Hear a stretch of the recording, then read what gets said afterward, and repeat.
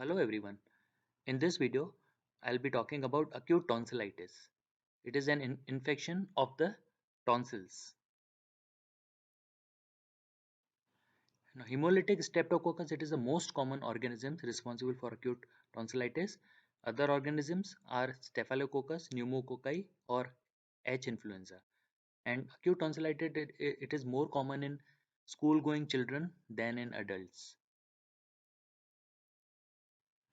Acute tonsillitis can be of four types: acute catarrhal or superficial tonsillitis, then acute follicular tonsillitis, acute parenchymatous tonsillitis, and acute membranous tonsillitis. So we'll see each in detail one by one. Acute catarrhal tonsillitis. It is a part of generalized pharyngitis and mostly it is viral in origin. So the picture can be seen in this photo that there is inflammation of almost whole of the oropharynx. Uvula, both tonsils are congested, even the posterior pharyngeal wall is congested. So it is only the superficial inflammation of the tonsil, that is acute catarrhal or superficial tonsillitis. Then acute follicular tonsillitis. Now the medial surface of the tonsil, it has crypts. Crypts are the invagination of the epithelium into the substance of the tonsil, which forms tube-like spaces, which are called crypts. So when these crypts are infected, they are filled with the purulent material, that is pus, and that material can be seen on the surface as yellow spots, as can be seen in this picture. So this is a picture of acute follicular tonsillitis, in which small follicles or pus points are seen over the tonsils. In acute parenchymatous tonsillitis, the tonsil substance is affected. In catarrhal, we saw that it was superficial inflammation only, but here whole of the tonsil substance is affected, and the tonsils, they appear congested and uniformly enlarged, as can be seen in this picture. However, uh, as opposed to the catarrhal tonsillitis, where other parts of the pharynx were also involved, here we can see that only tonsils are congested. The uvula seems to be normal here.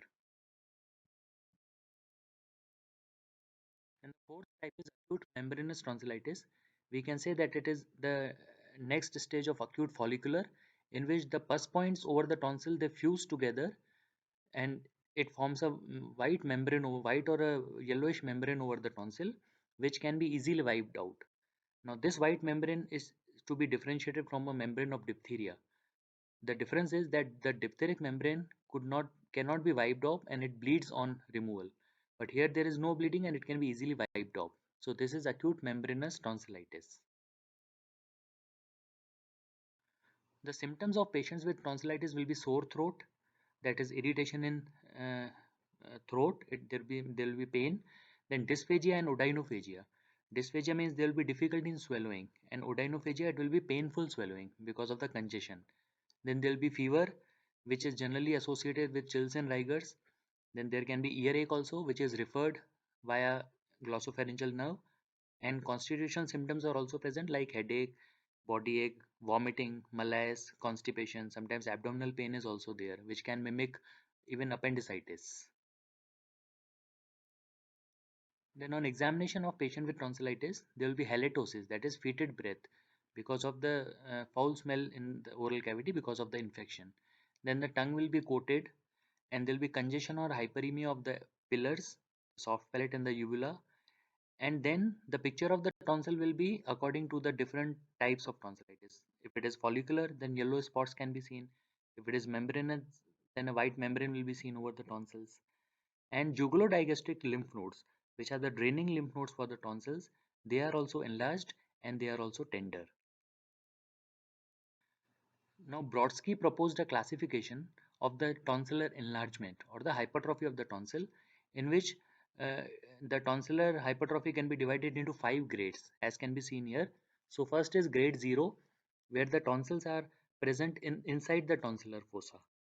Then, grade 1, when the tonsils are enlarged but occupying less than 25% of the oropharyngeal width.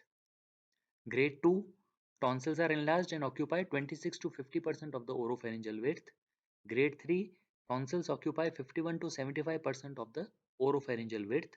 And grade 4, when tonsils are enlarged such that they occupy more than 75% of the oropharyngeal width. Now, sometimes tonsils are so much enlarged that both the tonsils they meet in the midline. Then it is called kissing tonsil. Treatment of tonsillitis includes admission of the patient, bed rest, and fluids are given because the patient is not able to eat and drink. So, intravenous fluids are given. Symptomatic relief of pain is done by giving paracetamol or aspirin. Then, if the patient is able to take oral antibiotics, is fine. Otherwise, injectable antibiotics are given. Penicillin is the drug of choice, which is effective against uh, the organism which cause tonsillitis. But if the patient is allergic to penicillin group of drugs, then erythromycin can be given, and the treatment should be continued for 7 to 10 days. The common antibiotics which are started, they are amoxicillin plain or amoxicillin with clavulanic acid. Then patient is also asked to do warm saline gargles, or he or she can also do betadine gargles, which act as a local antiseptic solution, and it improves the oral hygiene of the patient. Complications of tonsillectomy can be, if not treated properly, then acute can convert into chronic or recurrent tonsillitis. That is, acute attacks occur again and again.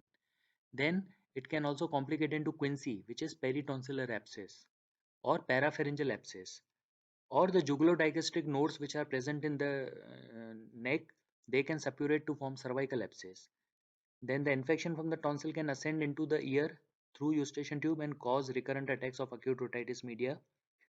Then rheumatic fever and acute glomerulonephritis and SABE, that is subacute bacterial endocarditis. All these are also associated with group B beta hemolytic streptococcus, which is a common organism for tonsillitis as well as these diseases. So sometimes these diseases are also known to be precipitated because of tonsillitis. So these are some of the complications of tonsillitis.